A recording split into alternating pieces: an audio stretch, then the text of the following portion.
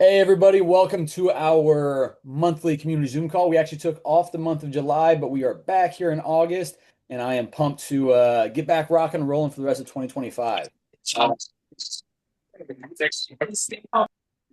All right, so tonight we are talking all about life balance and all the different aspects that pertain to that. But before we get into that, since it's been a little while, I want to hear from Renee on how the last month or so has been. I know we both had a kind of a hectic July, lots of travel in there and whatnot, and ultimately for pretty much, I would say at least 50 to 60% of my clients have been traveling on vacations and struggling and whatnot. I've had a lot of honestly the same conversation. So if you've been struggling during the month of July, you are not alone. That's most of us, and I say us as in including Renee and I as well. So either way, though, before we dive into it, Renee, how's the last month been? Or I guess what, couple months? Because we didn't do the last one Yeah, was a couple months, I guess. Pretty good. I went to Newport, Rhode Island, and that was fun. Went to Boston for a day, did a Red Sox game, that was all fun. Life's good. Still doing my dental job and loving that. And training's pretty good. I've added in some more stuff that I'm just kind of working around. A new schedule on what I want to include in my training, how much I want to lift, how much I want to do cardio. I started doing some full body like HIIT style stuff, which is called high rocks. So yeah. exciting times. Exciting times. Yeah. Anything else on the docket for the rest of the year for you? Any other travel? Anything you're looking forward to? Any motivators for you? No. All right, Really no. I cool. know. That's Nothing else is planned. Yeah. Oh, that's it then. All right, cool. What was it? All right, so we went to St. Thomas. That was fun. And then I just got back from a bachelor party slash wedding in Lake Tahoe. Nicole was out of town a lot of the month in July as well for work. So it's been a very hectic last probably 6 weeks or so. So very, very eager for things to, slow down. My travel's done and whatnot, as fun as it was. It makes for obviously harder work, makes for harder nutrition, makes for harder workouts. And just to kind of touch on that as well, it's like this is why we cannot have a perfectionist mindset around health and fitness. This is why we're literally talking about balance tonight, because in those instances, I had to give myself grace. When Nicole was out of town for work, I had to give myself grace on maybe not being as dialed in on workouts, because with her out of town and Lola being on my plate more, it just reduced the amount of time I had for myself to get to the gym and what have you. And then plus on the different travel trips and whatnot, we were active, got a lot of steps in as most people do on vacations, but workouts weren't happening. When I was just in Tahoe, I did literally like a 20-minute back, bicep, tricep, shoulder like workout just simply to get a pump before we went out. Like it was nothing, it wasn't even a real workout. Sat in the hot tub one day, that's not a workout. I did go on a hike. I actually went on a double hike. I lied to the people I was going with and said the mile, it was like only like a mile hike, and it was like a 6 mile hike. So they got up to the waterfall, which was like the first checkpoint, and they were like, all right, we're gonna go ahead and turn around now. One dude actually dropped out 10 minutes into, we didn't make it to the trailhead, and he was like, I'm gonna go back to the hotel. So I did a hike, finished it.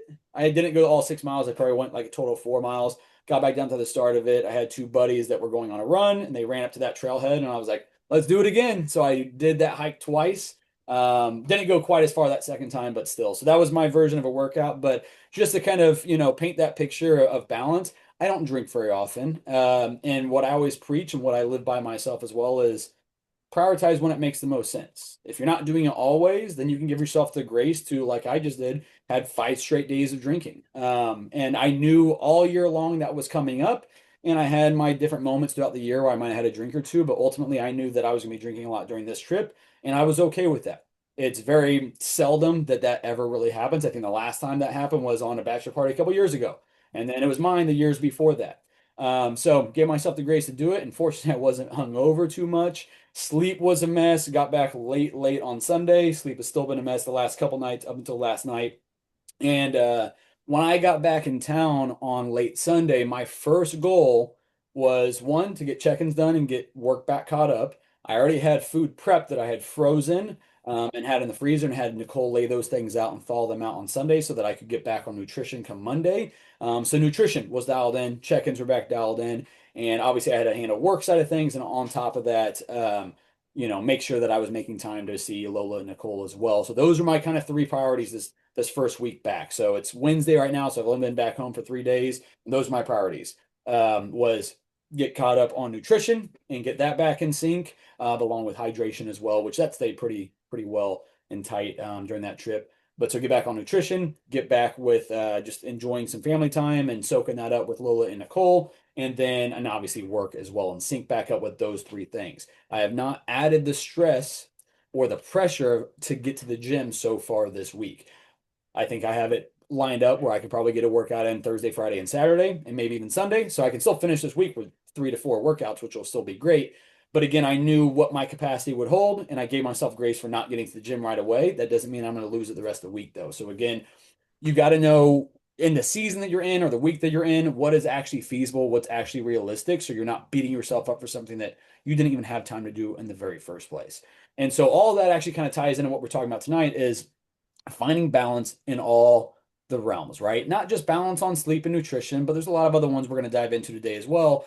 And this is something that honestly, from an earlier age, I always try to find balance without really knowing exactly what I was doing and why I was doing it. But especially here in adulthood, especially since running Thriving Lives, I've had to recalibrate over and over again and recognize when I'm getting out of balance. Now, fortunately, I have Nicole to help me out with that, and she can recognize when I'm getting out of balance, sometimes even faster than I can. But ultimately, it's something that has been a skill that I've developed through, and I won't even say a skill, but just a practice that I've developed of being mindful and reflective on all these different pieces of my life to make sure that I'm not missing the mark in one way or another. And you're never going to be perfect with it, but at least being aware of where am I putting more energy? Where am I putting less energy? Am I okay with that? And if I'm not, then I need to recalibrate and fix it. So that's kind of what it is that we're talking about tonight. So I'm gonna get my notes pulled up right here.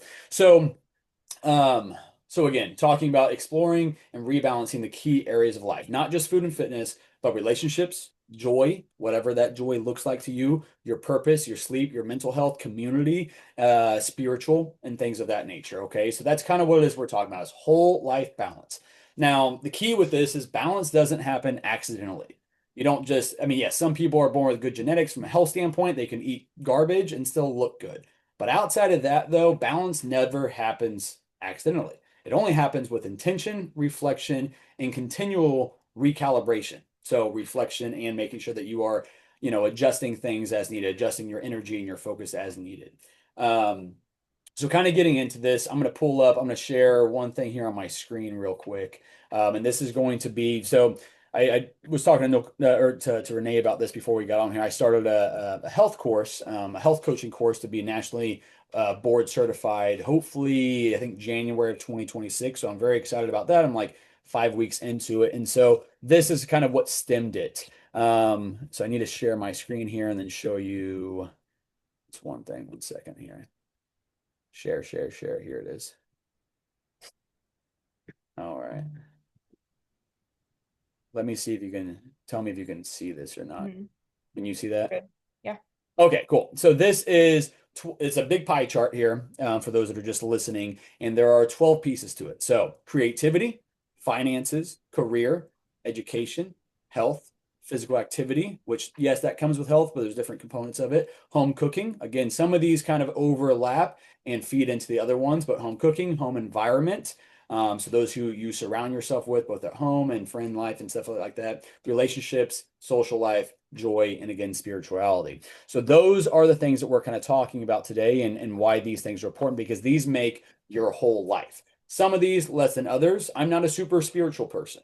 Um, However, I strive to always be the best person that I can. So some of these might not pertain to everybody, but for the most part, many of them will. So I'm going to go ahead and stop share right now and then pull up my notes again. So 1 second.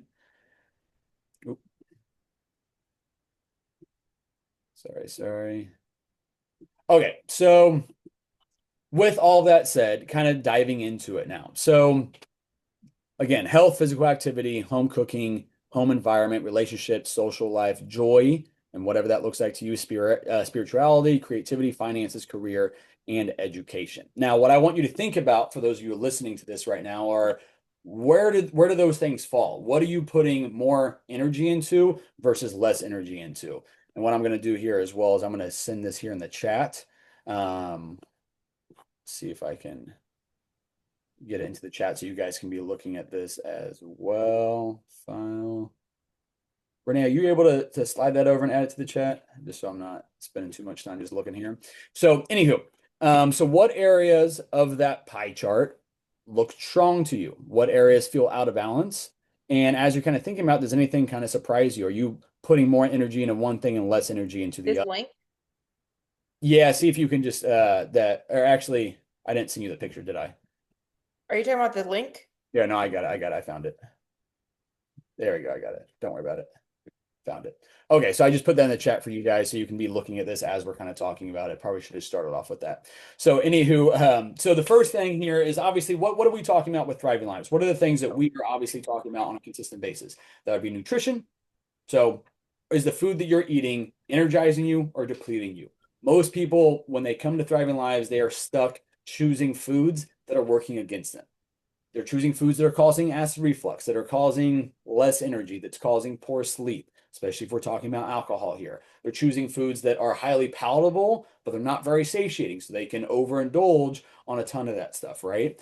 Are these meals rushed or are they intentional? Are you meal prepping coming into the week and living intentionally? Again, that's a huge word of tonight is being intentional. Are you living and eating intentionally? Are you meal prepping? Are you grocery shopping? Align with where you want to go and around that area of your life? Or are you living in survival mode? Again, the common theme here is most people are living in survival mode in pretty much all of these ways.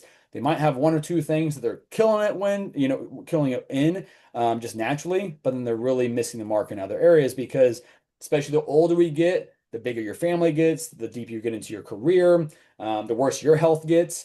Ultimately, there's less energy to put into some of these things, especially if you're not being super intentional. For instance, like where I probably struggle out the most is friend time. And that's not because I don't love my friends, and especially from a guy perspective, I could not see some of my friends for 6 years. And as soon as I see them, everything is good. Nicole, and I feel like a lot of females are not like that so much. They have to have a little more touch points of contact. Maybe that's stereotyping. I don't know. That's just my experience. But that's where I find myself to struggle the most at. Even family time sometimes. And again, that has nothing negative to say about my friends or family. It just, and I think to some extent, it's almost taking that for granted, those relationships a little bit. They don't see anything negative with it necessarily, but ultimately I do find that. And so the way that I can be really intentional around that is I have to plan that out. I literally have goals every year that I set, and one of those is to see my friend groups and to see my family once a month. Because if I don't have those goals kind of set for myself and those checkpoints, then it's easy for me to miss those. So kind of same thing for you guys here on nutrition. So I got off topic a little bit there. So back here to nutrition, are you living intentionally around that? If you're here, you're most likely living intentionally around food. You might be able to do better, but that's obviously what it is that you're here to kind of strive to do. Next thing here is sleep. Do you wake up feeling rested? What does your bedtime routine look like? I just, right before we got on this call, I said, once this call is done, we wrap up tonight. My first thought is I'm going to go make my last meal. I'm going to take my bedtime supplements because I need some good sleep and get caught back up on that after that bachelor party that I was just on because sleep has been absolutely garbage for the last 7 days. So that's a big priority now. The second half of the week is to get my sleep back in track. So again, what does your bedtime routine look like? If you are really struggling with sleep, what does that look like? Are you doing high stimulating activities, watching shows that you're so excited to watch and binge watch on Netflix and whatnot at nighttime? Are you having, deep, stimulating conversations at nighttime? Are you just doom scrolling on your phone for several hours? I'm not one to say that, hey, you can't watch TV, but the doom scrolling side of things, for the most part, it will negatively affect people's sleep. And not to mention, if you're struggling with like comparing yourself to what you're seeing on social media, doing that right before you go to sleep probably is not the best thing for you to do. Um, Renee, before I just keep on plowing through this right now on all my notes, any thought-provoking questions you have for either these nutrition or sleep or thoughts or comments on those? Um, no, I mean, I will say I do think sleep, what did he say? I watch scary videos on TikTok. That's crazy. That's psychopathic behavior, especially if you're able to go to sleep after watching scary videos on TikTok, then uh you got some things going on probably. That's funny. That is funny. Um, no, I will say sleep is more important than you think, though. Um, it's something that I feel like that's one area where I tend to struggle on. I've been really prioritizing the last few months. But for a while I was only getting like 5.5, 6 hours of sleep, and it's crazy how different like your mood and everything feels. Yeah. Um, but it just takes a lot to like really unwind before bed and like I have to be if I want good quality sleep, I should technically be asleep by like 9 p.m., which is hard. To then get up at 5 a.m. and start your day, and then you don't have much time at home. And so prioritizing that sleep when you can, though, is super helpful for just overall mood regulation, workouts, Mhm. hunger, everything. Yeah. And one of those things with sleep is that kind of like you said, like you want to be able to have time at home, you want to be able to wind down. A lot of people have kids. After the kids go to bed, might be 9 o'clock, 10 o'clock, or whatever, that's their time, which I get, but you are stealing from yourself tomorrow by trying to maximize that today, if that makes sense. So again, it's just finding balance with that, right? And it's prioritizing that to set yourself up for success tomorrow versus stealing from yourself tomorrow is really the best way to kind of look at that sleep side of things. Um, Okay, so kind of moving on with it. So again, I just have some questions for kind of each of these, but I want you to be mindful of where are you missing the mark, where can you be putting energy at to find this balance. So the third one here is fitness and movement. So are you moving consistently and joyfully? Um, what movement really energizes you and has you excited to exercise? Now, some people would say flat out zero exercise excites them, and that's okay if that's the case. However, we have to like exercise is non-negotiable if you want to be healthy. If you don't want to be healthy and be disease ridden and not be able to move your body over the years, then cool, don't do it. But if you're here, you probably want to move your body. If you're listening to this, you probably want to move your body. You probably want to be able to um, um, use what you were given in terms of your abilities with your body and whatnot. So when it comes to this, though, is that ideally you are finding exercise that you enjoy. This is one of the reasons why I absolutely love being a PE teacher back in the day, was because I got to some kids hated running, but I was able to find a sport or an activity that they were going to love how to do. I was teaching kindergartners and first graders how to ride bikes, 30 kids at a time. And I say that to say they learned a skill at a very early age that they can do for the rest of their life is be able to ride a bike. And so those are a couple of examples right there. But ultimately, there's probably something in your life that maybe you lost since childhood that you would like to get back into. And I would, and if you tell that to me in a check-in, I'm going to say, I want you to do that. Do I want you doing some sort of resistance training? Yes, because there are health needs that come with that. For instance, whenever we look at bone density, bone mass, and muscle mass, if we are not adding loads and actual resistance to our body, especially as we get older into our 40s, 50s, and 60s, and so on and so forth, you are actively losing that muscle mass and that bone mass, which then makes bone breaks easier. And it also is going to be making it a lot harder to just function and live on your own. And again, I'm 32 or 31, almost 32, but I am planning for that. Do I want to be independent and doing my own thing at 70 and at 80? Yes. Okay, how do I do that? I can't wait till I'm 60 to get it figured out. Resistance training now is that retirement account, if you will, from a health standpoint. So I'll picture some of that in, but then obviously enjoyment of exercise. Yes, Renee. I'll also add, I think just so I was saying earlier, I've been adding in more cardio and like hit style workouts. And for the past, I hate cardio. I hate hit style workouts. And I just fell in love with weightlifting and that worked out great for me. But then I've kind of realized, okay, I probably should be training my heart muscle as well and working on that. And so when I first started cardio, I hated it. I was like, I am not good at this. I feel uncomfortable. Same with the little high rocks training stuff. The more I've been doing it, the more I start to enjoy it and look forward to it. And I think a lot of times people hate movement or hate fitness because it's new to them. They feel bad at it. They don't feel confident in it yet. And so I think if you give yourself enough time, and I'm not saying everyone's going to fall in love with weightlifting, become an online fitness coach like Marcus and I did. However, I'm also not going to likely go become a marathon runner. However, I am enjoying running in the small doses that I'm doing now that I've given myself more time to do it. And same with Stairmaster or these little hit workouts, but things I think often people hate and don't like, they're just new at it and they haven't given themselves an entirely long enough decent chance to start to enjoy it because you're going to start to enjoy the benefits that come with it. Um, Agree. I completely agree. Um, yeah, 100%. It's just getting started is oftentimes the absolute hardest thing. But there's a line from the movie, most people here will probably remember it, 40-Year-Old Virgin, where they ask them there, is it true if you don't use it, you lose it? Which, from a health standpoint, it is. From a capability of being able to go run or to be able to sit down and stand up off the ground, if you don't use that ability, you will lose that ability. That's one of the reasons why I don't necessarily like running long distance, but I want to always be able to go bust out a 7-minute mile. I haven't ran a mile in I don't know how long, but I can go do that today if I absolutely needed to. And the day I can't is the day that that is now a priority because I want to be able to do that for the rest of my life. If something's chasing me, I want to be able to run from it and not die because of it or whatever that looks like. Same thing with swimming. I want to be able to keep making sure that I'm able to do these things.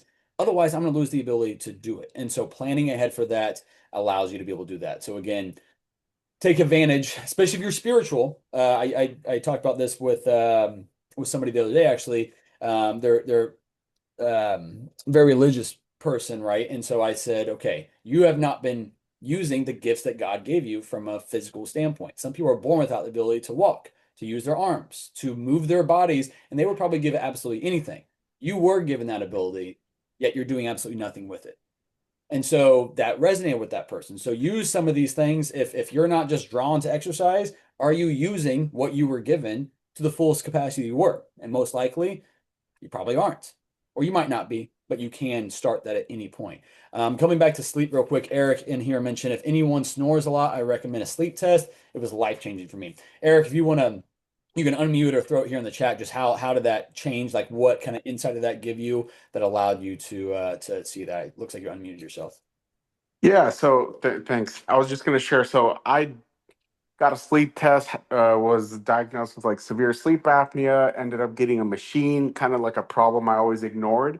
And then after, started that treatment, like started Thriving Lives at the same time, like incredible energy, up all day, like ready to start the day. It was just amazing. That's awesome. That's awesome. And like you said, that kind of happened in concert with starting eating better, started exercising. And so it's powerful when because if you just did one of those things on their own, you would have seen improvements. But when you can really start putting all the pieces of the puzzle together, it's just absolutely incredible to see what you can accomplish. And for anybody who doesn't know anything about Eric, he's done absolutely incredible the last year. What have you lost, Eric? Was it like 80 pounds, something like that? Yeah, 80, 85. Yep. It's amazing. That's amazing. And didn't have to didn't do anything crazy. Literally just has focused on the pillars of health, the basics, literally everything it is that we're talking here about right now. He's obviously improved his sleep. He just talked about that. We improved nutrition, workouts, like things have gotten consistent. And those all weren't necessarily all dialed in from the get-go, but he got started and has continued to optimize and improve. And I don't think you've missed a check-in in over a year, which that's why I always stress the importance of those check-ins because no matter your starting point, if you can just commit to that communication side of things, we're going to get you where you want to go. And you are obviously proof of that. So you're killing it, brother. But okay, so kind of move on here to the next one. So mental and emotional health. How do you handle stress? And what is your self-talk like? This is something that Renee, I'm sure you would agree with this as well, is that a lot of people have very, very negative self-talk. They do one bad thing and they absolutely beat themselves up for it and act like they just did the worst thing in the world. Um, I've had people that had absolutely stellar weeks. They crushed their workouts, they crushed their sleep, but they had one extra cheat meal and are literally verbally assaulting themselves for it. And that's wild. We don't need to do that. Focus on the consistent basics that you're doing. And most people you're doing fantastic if you're at least aware of these things and whatnot. But what does that self-talk look like? What is the story that you keep telling yourself? If you keep telling yourself that you're not a person who likes working out, guess what you're never going to like to do? Work out. Guess what you're probably never going to do is go work out. If you continue to tell yourself that I'm not the type of person who does this, if you keep saying I'm not the type of person who can get up and have a healthy breakfast in the morning, then you're never going to do that.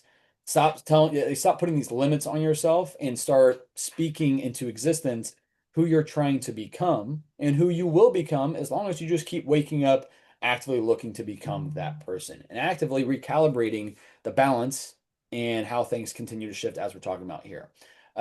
Relationships, friendships, family, all those things kind of get lumped into this a social life. this is a very important piece as well. Like I said, this is something that I tend to neglect from time to time, and I recognize that. And again, I have taken steps where literally on my to-do list every month, I'm like, hey, I need to get on the books to see my parents, or I need to get on the books to see my friends, or whatever the case with. Maybe it's a friend I haven't seen in a long time. I need to be better about reaching out to them to make sure that happens. Otherwise, things just get lost in the translation and missed, and you're like, oh my God, it's been like 2 years since I've seen this person, or even just had it send a nice text to them and whatnot. Um, so what connections are you nourishing? And also, or nurturing, are they nourishing or are they energy zapping? Are they draining from you? So the people that you are constantly around, what are they doing to serve you? I don't know, I don't have the quote off the top of my head, but like you are the sum of the five people you hang out with the most. Yeah, So, I just posted that the other day. yeah, People that you're around makes the biggest difference, I think, on your mindset, on your energy and things like that. Not only because you feed off of it, but also if you're around people that are quote unquote better than you or have qualities that you want, you naturally start to become that. Um, as opposed to like it encourages you to want to do better, to be better. yeah. Um, yeah, it's huge. 100%. Whereas if you surround yourself with people who, and I don't want to say like saying that you're better than somebody is not, it's not the right kind of context of what it is that I'm trying to say, but meaning like if you're super strong, let's say, just using the gym analogy with it, as cool as it is to, guide other people and to kind of be the leader of that group, if you will, at the gym. I'm kind of going back to like when I first started weight training. I like training with people who are a lot stronger than me, who are way further in this game than where I am, because that's where I'm going to be able to learn the most. That's where I want to be. I want to know what this person is doing, not what the person behind me is doing, if that makes sense. So it doesn't mean I can't hang out with this person too, but what are the people that are where I'm trying to go? What are they doing? And that goes for everything, right? Not just fitness. It could be career side of things. It could be this person's a really good father and a really good husband. I want to be more like that. I want to know their mentality around things. And so searching these people out, searching out groups like that as well is very, very helpful. As I continue to grow Thriving Lives, I found entrepreneur groups that these are people that are vastly ahead of where I'm at, and I want to be there and I want to be there faster. So the more people you can surround yourself with that have similar goals and ideals as yourself, but also different perspectives, very, very helpful. So that's kind of part of that relationship and friendship side of things. But again, like some of my friends, they're not, it says it doesn't serve me from a growth standpoint, but they're just there for because I absolutely enjoy their company, and there's nothing wrong with that either. But just make sure that the people you are placing yourself around is the kind of environment that puts you in a better spot. And if, for instance, if you're trying to cut out drinking, and this friend group, all they do is want to go out drinking, then you have a hard decision to make. That doesn't mean you can't ever be friends with those people, but it just means that you got to go a different direction. And maybe that means that you have to cut that friend group out, or you just have to pull back. Maybe you're only seeing them once a month or what have you. And that's hard, but that's also part of maturing and getting older. And maturing doesn't mean that you have to do that at 20 or 30 or 40. That can happen at any point. But just do some self, accounting of who are the people you're hanging out with, and are they providing value or not? And if they are close to you, if it's your spouse, let's say, and they're not supporting you in this journey to better yourself mentally, physically, emotionally, and whatnot, maybe they don't understand why you're doing it. Have you communicating with them? Have you had actually really good in-depth conversations? And if you need the support of those around you, then you can't just expect to get that naturally. It would be nice if you did, but maybe give them the opportunity that you can actually communicate with them and see if that can better it for you. Kind of moving on here to the next one, community and belonging. So some people this might be church, some people this might be at their work, again, kind of friend groups and whatnot, or right here with Thriving Lives. The fortunate thing here is that even if you have nobody in your life that it's a healthy role model or a healthy friend or family member or whatever, you do have this group right here. You do have Renee and I, and we do have these Zoom calls, be it once a month or whatnot. You do have community groups. So we're all here for you. And I surely, if you're struggling and you made a post in one of those community groups, anybody would want to jump right in and be able to help you out, because ultimately we all have similar struggles and similar wins, regardless how unique our stories are. And that also makes them feel more of a sense of community and belonging when you're sharing your struggles and what have you, or your wins even. Um, Same with the gym. I'm huge on gym community. Yeah, I think it makes a big difference if you can find people at the gym that you do mesh well with, that you do even just little blippets of a like this week I've been struggling mentally and I'm still going to the gym, showing up, and just randomly one of my friends said something that made me laugh the other day and I was like, "Oh, I don't think I really laughed today." Like that was great. Just the lightest little things of community will pull you in and lift you up when you don't feel like you can be supported, if that makes sense. completely agree. So lean on those things. It helps. Definitely. And some people here they really love classes, and if you have classes at the Mhm. gym and whatnot, there's a great sense of community in there. That's not my first recommendation if your goal is to necessarily lose fat and build muscle, but if that keeps you going to the gym and that keeps you going to the gym, I'm all for it. That community feel with it. But yeah, 100%. I remember that was one of the reasons why I went to the gym a lot. Or it's maybe your gym doesn't already have that community. Maybe you feel awkward in trying to, delve into that community at the gym and whatnot, or at a Pilates studio, yoga studio, whatever. But I'm sure you have friends that if you invited them, who knows? They just might, you might change their life because you're including them in your journey as well. And that will help you show up more. So if you don't have a workout partner and you're struggling to show up to the gym, ask some of your close friends or family. I have a guy with him Thriving Lives, and he just posted the other day, and he's been missing the gym. He works a lot and kind of travels a lot, and he's been hanging out with his son a lot more. And I was like, "How old's your son again?" He's like 13. I'm like, "Take him to the gym." Like he doesn't work out already. That's a bonding thing you guys can do together and grow together. You can help him build a good, strong foundation in the gym anyway that he can now carry with him for the next 60, 70 years of his life and always have those memories of getting to work out with his dad when he was 13, 14, 15, 16 years old. And sure as shit, they go to the gym, they're loving it, and now they're going 3 to 4 times a week. So include those loved ones around you in this journey with you in the areas that they're open to doing it. And that's going to keep you more successful long term. It's going to keep you more in it. He's leading by example. So now that his son wants to go to the gym, even on the days he doesn't want to go, if his son wants to go and ask, he's going to go. And so that's going to keep him more accountable. And again, just the memories and bonding that's going to come from all that as well. In terms of the rest of them, I'm not going to spend a ton of time on the rest of them. But again, like, are you a joyful person? Are you doing things each day that you love doing? The sad reality is a lot of people hate what they do for a job, but they have to have a job so they can pay their bills. And if you can't find joy within that job, you got to be striving to find joy outside of that job, whether it's a hobby. It could even be video games, right? It doesn't even have to be a healthy activity. But find something that you are pouring into that is filling your cup in some way, shape, or form. Again, spirituality is another one in here. Creativity. I for Renee and I, we have to kind of be creative with in order to bring more people into thriving lives, people affect more people in their life and whatnot. A component of that, unfortunately, I hate it, is having to be creative on social media and be active on there. And I'm sure that's how a lot of you guys found Thriving Lives as well, was either from there or referral and whatnot. But that's a nature of our beast that we have to stay creative with it. And one thing that I always find is, and not just that, but also creative with how can I provide better value to you guys that are already within Thriving Lives. And I find that I'm the most creative when I'm out on a hike in nature by myself or with Lola and Boss. And I have kind of found here recently that's an area that I've been missing. Now, I wouldn't say that's necessarily as much my fault as it is the ticks and the crazy hot weather we've had here in Kansas City and whatnot. So I'm very eager to get back out there. I'm normally out there a lot the rest of the months, except for these summer months. But so creativity. Where are you at financially wise? Are you making, I always talk about this as well, is are you making deposits or withdrawals from your health? Same thing goes with financially with it. And there's a lot of parallels to health and finances and what have you. And a huge component of being with Thriving Lives, while you're paying to be here, you're also likely saving a lot of money that otherwise would be spent on going out to eat more often or alcohol more often or things that again are taking you away from where you're trying to be aligned to go into. And there's a bunch of other ones on there as well. What's your home environment look like? Are you cooking more food for yourself? If you're here, that's kind of redundant because you're already doing a lot of that.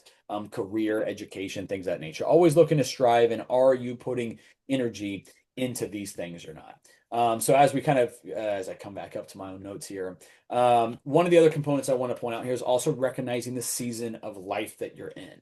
Life moves in seasons, right? And some of that is the actual physical season, like obviously here in Midwest, the wintertime months absolutely suck. And it sucks for motivation, it sucks for energy. It is a battle to get out and go out in the cold, to go to the gym or to go on a walk and whatnot. And those are tough seasons. The holidays, or like I said earlier, July. July has been a really hard month for a lot of people because it has been a higher social month or a higher travel month, right? And during that season, if you're expecting to be absolutely dialed in and making a lot of progress, but yet you're having all these social events and social calendar is really full or travel calendar is, maybe the month of July is more focused on treading water or should be. So if you're beating yourself up because you're not making progress, even though life isn't actually allowing you to make a ton of progress right now, then you're not recognizing that season of life that you're in and managing those expectations accordingly. Um, That's so what, so I will add on this really quick. So I was talking to one of my friends the other day, and I was talking about like a cut that I was doing, and then I was like, well, I just kind of feel like maybe like that should have lasted longer or something like that. And he was like, there's no timeline on like how long you need to be in perfect shape for, or how long you need to be the best you can. Like it's, so I think it taking that expectation off of you is a good perspective of there's no timeline that you need to be in.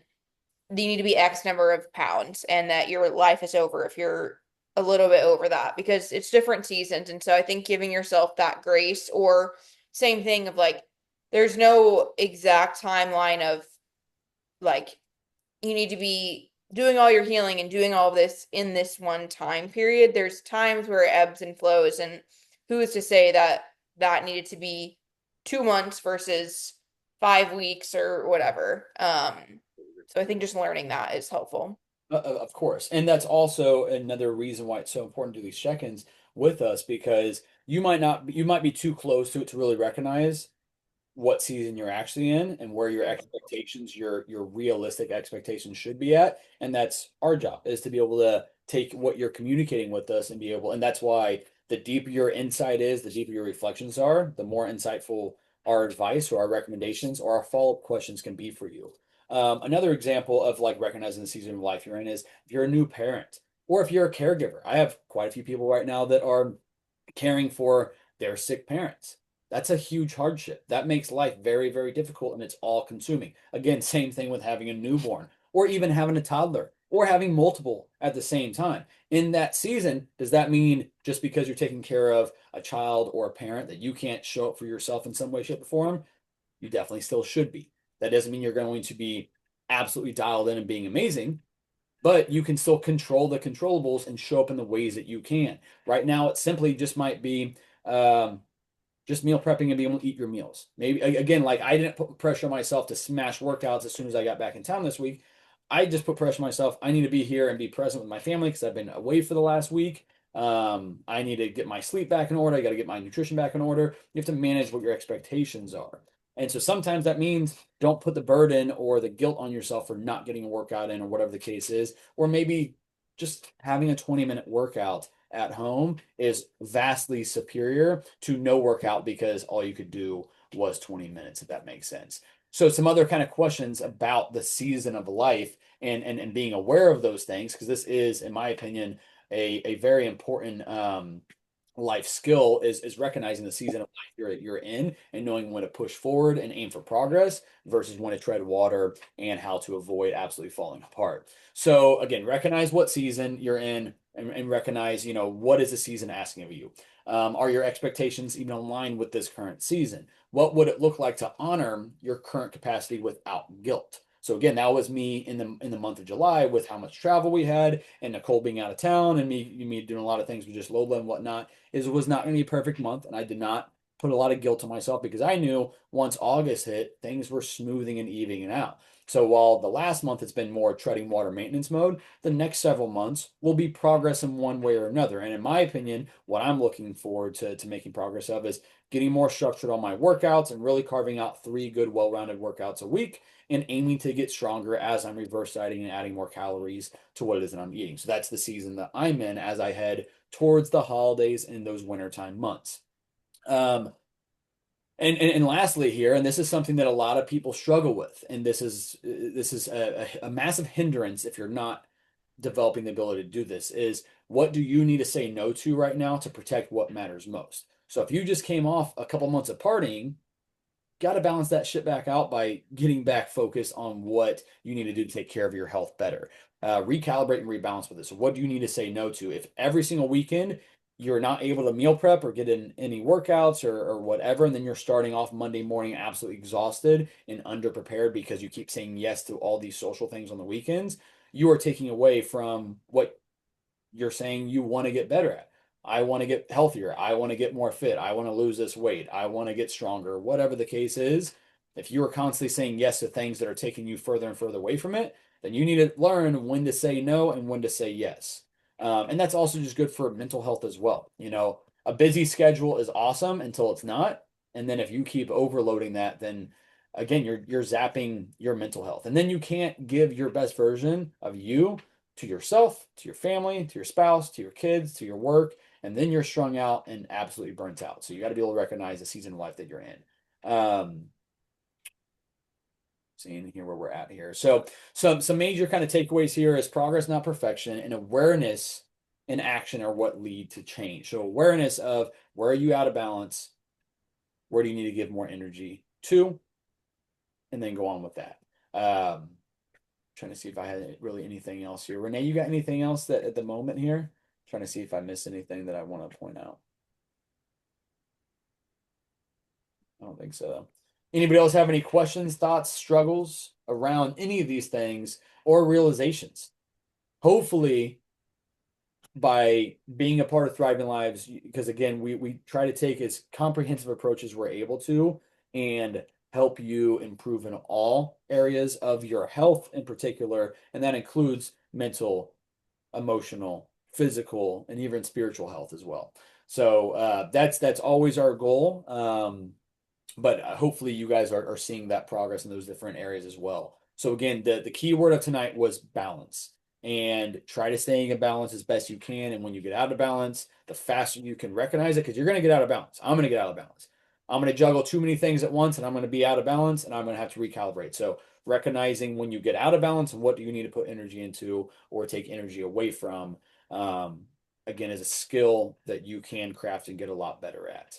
I think that's all I got though, without just being redundant and going back through this all over again. So keyword of the night is balance. Second keyword is what should you guys be doing every single week so you can keep getting better at all these things. Check in. If you didn't say check in your head there, then I don't know what to tell you. I guess we need to go get Thriving Lives tattoos that say check in on it. So we're remembering to always do that. But anyway, guys, well, thanks for being here tonight. Yeah, thanks for being here tonight. See you guys on check-in day. Again, we're past a really tough month of July as it was for a lot of people. You know, you might have some travel coming up. You know, maybe the fall season is busier for you. What I will say is this right here. Most people, even if you don't have children, you were once a student going to school, most likely. August, in my opinion, is the best New Year's, if you will. It's still decent weather outside.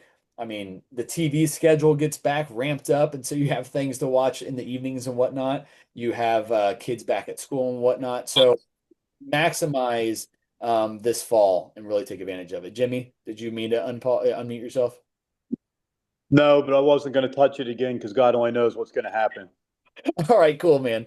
Cool. I figured that was the case, but I don't know if you had something insightful to say. But Jimmy's got kids going back to school, so I'm sure once that happens, he'll be able to ramp up his focus even more because I know he's traveling right now as well. So yeah, friends, take advantage of the rest of this year. You know, holidays will be here before we know it. And if you're in Kansas City, it's like a weekly holiday with the Chiefs. As of like the last 7 years, and hopefully it is for the next 20 years. So we have the football season coming up, and then holidays are there after that. But there is a lot of runway left this year. Just shy of 50% of the year left. So it is your oyster. So do with it what you will. Otherwise, guys, you guys have a great rest of your night. Go get some sleep.